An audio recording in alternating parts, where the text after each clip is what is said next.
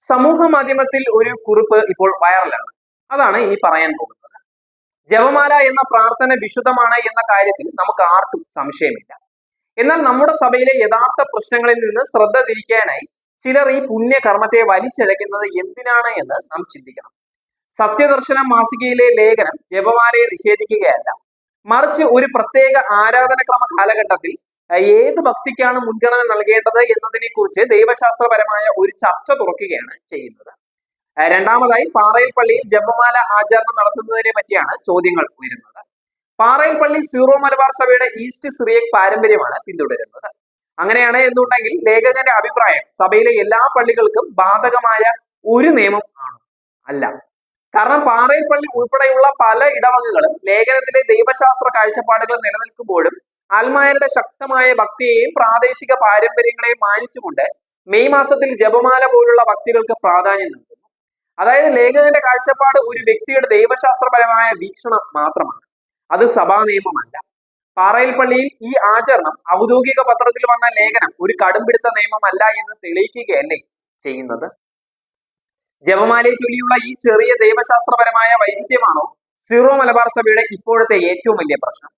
സഭയുടെ ചൈതന്യത്തെ കുറിച്ച് സംസാരിക്കുമ്പോൾ ഏകീകൃത കുർബാന അർപ്പിക്കാത്ത എറണാകുളം അങ്കമാലി അതിരൂപതയിലെ ചില നടപടികൾ സഭയുടെ മൊത്തത്തിലുള്ള ഐക്യത്തിന്റെ ചൈതന്യത്തിന് വിപരീതമല്ലേ? അതോ ഏകീകൃത കുർബാന അർപ്പിക്കാത്തതുമായി ബന്ധപ്പെട്ട് ദശാബ്ദങ്ങളായി നിലനിൽക്കുന്ന തർക്കവും റോമിനോടും സിനഡിനോടുമുള്ള അനുസരണക്കേടുമല്ലേ? സീറോ മലബാർ സഭയുടെ ഐക്യത്തെ തകർക്കാൻ ശ്രമിക്കുന്ന ചില വിഭാഗങ്ങൾ പടച്ചുവിടുന്ന കള്ളപ്രചാരണങ്ങൾ കേവലം അറിവില്ലായ്മയല്ല, മറിച്ച് ആസൂത്രിതമായ ഒരു ആത്മീയ വിഭജന അജണ്ടയുടെ ഭാഗമാണ്.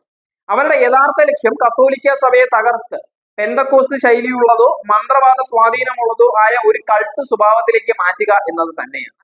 യേശുവിന്റെയും അപ്പസ്തോലന്മാരുടെയും ഭാഷയായ സുറിയാനി പാരമ്പര്യത്തെയും വിശുദ്ധ തോമാസ് ലീഹായുടെ പൈതൃകത്തെയും അംഗീകരിക്കാൻ ഇവർക്ക് സാധിക്കുന്നില്ല. ഈ പാരമ്പര്യത്തെ അവർ നെസ്തോറിയൻ, മന്ത്രവാദം, പാതിദൈവം തുടങ്ങിയ ലേബലുകൾ ഉപയോഗിച്ച് തകർക്കുവാനാണ് ശ്രമിക്കുന്നത്. വിഭജനവും കള്ളപ്രചാരണവും നടത്തുന്നവർ പരിശുദ്ധ ആത്മാവിൽ നിന്ന് അകന്നു പോയവരാണ്.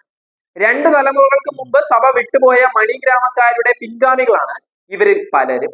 കറുത്തച്ഛനൂട്ട്, ആഭിചാരം പോലുള്ള മന്ത്രവാദ രീതികൾ ഇന്നും ഇവരിൽ ചിലർ രഹസ്യമായി തുടരുന്നുണ്ട്. മാർപ്പാപ്പയുടെയും സിനഡിന്റെയും പേരിൽ വ്യാജ സർക്കുലറുകൾ, പത്രക്കുറിപ്പുകൾ നിരന്തരം പ്രചരിപ്പിച്ച് വിശ്വാസികളെ ആശയക്കുഴപ്പത്തിലാകുന്നു. സഭാ നേതൃത്വത്തിന്റെ തീരുമാനങ്ങളെ പരസ്യമായി ചോദ്യം ചെയ്ത് അച്ചടക്കം ലംഘിച്ച് വിദ്വേഷ പ്രസംഗങ്ങൾ നടത്തുന്നു. വിശുദ്ധ കുർബാനയുടെ കത്തോലിക്ക സ്വഭാവം ഇല്ലാതാക്കാൻ വേണ്ടി വിശ്വാസ പ്രമാണം ഒഴിവാക്കണമെന്ന് ഇവർ നിരന്തരം ആവശ്യപ്പെടുന്നു. ഇത് ത്രിത്വിക വിശ്വാസത്തെ നിഷേധിക്കുന്നതിന് തുല്യമാണ്. സംസ്കൃതം, ആരതി, ക്ലാസിക്കൽ നൃത്തം തുടങ്ങിയവ അനാവശ്യമായി ആരാധനാക്രമത്തിൽ ഉൾപ്പെടുത്തി കുർബാനയെ മന്ത്രവാദം പോലെയും പിശാച് ആരാധന പോലെയും വരുത്തി തീർക്കുന്നു. ഏകീകൃത കുർബാന ചൊല്ലുന്ന വൈദികരെ ശാരീരികമായി ആക്രമിക്കുകയും ഉൾപ്പെടെ അല്ലെങ്കിൽ തെറി വിളിക്കുകയും ഒക്കെ ചെയ്യുന്നു. ഇത് വിശുദ്ധ കുർബാനയോടുള്ള പരമമായ അനാദരവിനെയാണ് സൂചിപ്പിക്കുന്നത്. ചില വിമത വൈദികർ വിശുദ്ധ കുർബാന വികൃതമാക്കിയും കളിയാക്കുന്ന രീതിയിലും അശുദ്ധമായ ഭാവത്തോടെയും അർപ്പിക്കുന്നു. ലേഖനം ജപമാലയ്ക്ക് എതിരാണ് എന്ന് ആരോപിക്കുന്നത് ഏകീകൃത കുർബാന തർക്കത്തിലെ വിമത നിലപാട് ശരിയാണ് എന്ന് സ്ഥാപിക്കാൻ വേണ്ടി ശ്രദ്ധ തിരിക്കുന്ന ഒരു തന്ത്രമാണ്. കൽതായ സിറിയൻ സഭയുടെ പാരമ്പര്യം ദൈവം തന്നെ നട്ടുപിടിപ്പിച്ചതാണ്. തെറ്റായ പ്രചാരണങ്ങൾ ഒരു കാലത്തേക്ക് നിലനിൽക്കാമെങ്കിലും സത്യത്തിന്റെ വെളിച്ചം അവയെ തകർക്കും. കത്തോലിക്ക സഭയുടെ ഐക്യത്തിന് വേണ്ടി നിലകൊള്ളുക, വിഭജനത്തിന്റെ ആത്മാവിനെ ശക്തമായി തിരസ്കരിക്കുക.